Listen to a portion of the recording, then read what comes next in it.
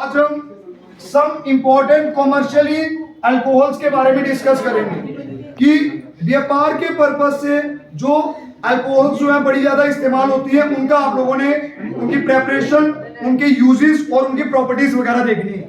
तो कौन कौन सी दो अल्कोहल्स है जो कि बहुत ज्यादा इस्तेमाल होती हैं? Methanol and ethanol. मिथनॉल जो है ये क्या भाई आपका अमृत की विष, और इथनॉल जो है ये क्या भाई आपका अमृत। क्यों? बिकॉज ये पीने के पर्पस के लिए इस्तेमाल होता है, बट मिथनॉल जो है ये आपका एक क्या होता है, जहर है। और अगर आपको इथनॉल को अनफिट करना है ड्रिंकिंग पर्पसेस के लिए, जो आपके लैब में जो आपकी क्या होती है इथनॉल होती है, वो कैसी इथनॉल होती है? डीनेचुर्ड इथनॉल। उसमें क्या कर रहा होता है? मिथनॉल को मिक्स कर दिया होता है। थोड़ा बहुत अगर मिथनॉल को अगर आप लोग कंज्यूम कर लो तो क्या होता है भाई? ब्लाइंडनेस होती है। और अगर बहुत ज्यादा कंज्यूम कर लो तब क्या होता है भाई? डेथ भी हो सकती है। तो अब एक बात समझिए, अब सबसे पहले आपको देखना है कि इथनॉल कैसे बनाते हैं। इथनॉल मींस दारू, जो कि पीने के पर्पस के लिए इस्तेमाल होती है। तो एक चीज बताइए, ये जो आपकी इथनॉल जो होती है, अब देसी दारू भी बनती है। देसी दारू क्या होती है भाई? ये बनाना लीगल है कि इलीगल है? इलीगल। तो आपको बनानी नहीं है, बट मैं बनाने का तरीका बता देता हूँ। कैसे बनती है भाई ये? कौन बताएगा मेरे को? कोई बता सकता है किससे बनती है? आप लोगों ने कोई भी शुगर ले लेनी है भाई, कोई भी शुगर ले लीजिए। उसमें शुगर मीन्स कार्बोहाइड्रेट ले लीजिए। उसमें आपका क्या हो सकता है? गुड़ हो सकता है, और क्या हो सकती है? ग्रेप्स हो सकती है। इसके अलावा आपका जो हो सकते हैं। तो करना क्या भाई? उसको क्या कर दीजिए, किसी एक बड़े से बर्तन में लीजिए इन सभी को, और उसमें पानी डाल दीजिए, और उसमें यीस्ट वगैरह डाल दीजिए। और क्या होना है, उसको फिर आप लोगों ने एक अंडरग्राउंड रख देना। अंडरग्राउंड 20-25 दिन के लिए अंडरग्राउंड कर दीजिए उनको, और उस बर्तन को अच्छे से ढक के रख दीजिए। और 20-25 दिन के बाद जब आप लोग उसको निकालोगे तो फिर क्या होना है? फिर आप लोगों ने उसको हीट करते जाना, हीट करते जाना, और उस बर्तन में पाइप लगा देनी है। पाइप जैसे ही लगाओगे, हीट करोगे, तो कुछ वेपर्स बाहर आएंगे, उसको कंडेंस करोगे, तो आपकी क्या बन जानी है भाई? इथनॉल बन जानी है। और केमिकली आप लोग क्या करते हो? केमिकली किस प्रकार से ये प्रोसेस होता है देखना इधर। आपकी कोई भी सुक्रोज होगी, यीस्ट में क्या होती है? एंजाइम्स होती हैं। कौन कौन सी एंजाइम? इन्वर्टेस और एक होती है जाइमेस। तो सबसे पहले कोई भी जो आपकी शुगर है, उसको यीस्ट में जो एंजाइम होती है वो सुक्रोज को किस में कन्वर्ट करेगी भाई? ग्लूकोज और फ्रक्टोज। और अगले स्टेप में जो आपकी यीस्ट में जो एंजाइम होगी, कौन सी भाई? जाइमेस। ये क्या करेगी भाई?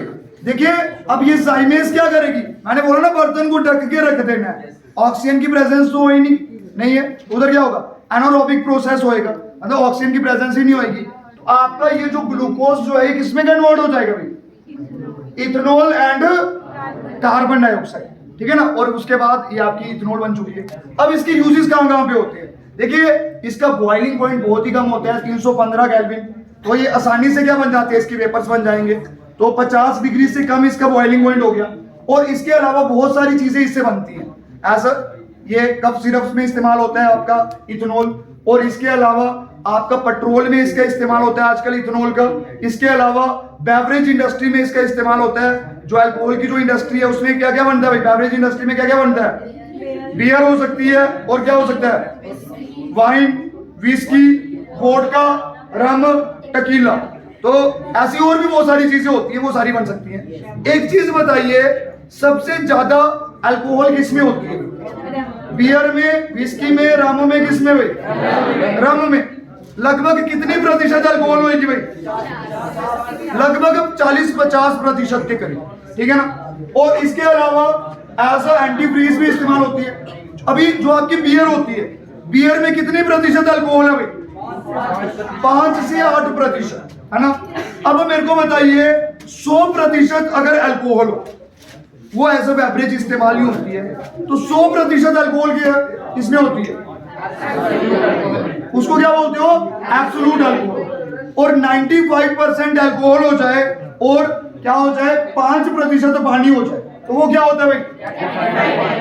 Rectified alcohol. और डीनेचुरड अल्कोहल क्या होती है भाई? 95% इथेनॉल और 5% क्या होगा? मिथेनॉल। और उसी प्रकार से मैंने आपको इसके मिथेनॉल के भी यूजेस बताए। ये ऐसा किसमें यूज होती है? पेंट्स में ऐसा सॉल्वेंट इस्तेमाल होता है, वार्निशेस में इसका इस्तेमाल होता है, रोगन वगैरह में इसका इस्तेमाल होता है। और इससे बनता है फॉर्मल्डिहाइड, और फॉर्मल्डिहाइड से आप लोग स्पेसिमेन को प्रिजर्व करके रख सकते हो। और इसके अलावा ये जो फिनोल जो होता है, फिनोल से क्या क्या बनता है भाई? फिनोल से देखिए आपके क्या बनते हैं? बेकिलाइट बन सकता है जो कि स्विच बोर्ड में इस्तेमाल होता है। इसके अलावा आपके एंटीसेप्टिक और डिसइंफेक्टेंट की तरह काम करते हैं। इसके अलावा फिनोप्थलीन बनती है। फिनोप्थलीन एक एसिड बेस इंडिकेटर है। एजोडाइज बनती है, मतलब रंग जो होते हैं वो बनते हैं इससे। तो ये सारी चीजें आप लोगों ने देखी। ईथर से में क्या देखा? ईथर क्या होता है? एज अ सॉल्वेंट इसका इस्तेमाल करते हो आप लोग, और लेबोरेटरी में और इंडस्ट्री में। इसके अलावा ये आपका एक रिएक्शन मीडियम होता है। किसके लिए? जब भी लिथियम एल्यूमिनियम हाइड्राइड की रिएक्शन करनी होती है तो उसके लिए रिएक्शन मीडियम का काम करता है। परफ्यूम्स में एज अ फ्लेवरिंग एजेंट इस्तेमाल होते हैं, जिसमें आपका वेनिलिन मैंने कंपाउंड बता दिया। ठीक है ना? इतना ही। Thank you.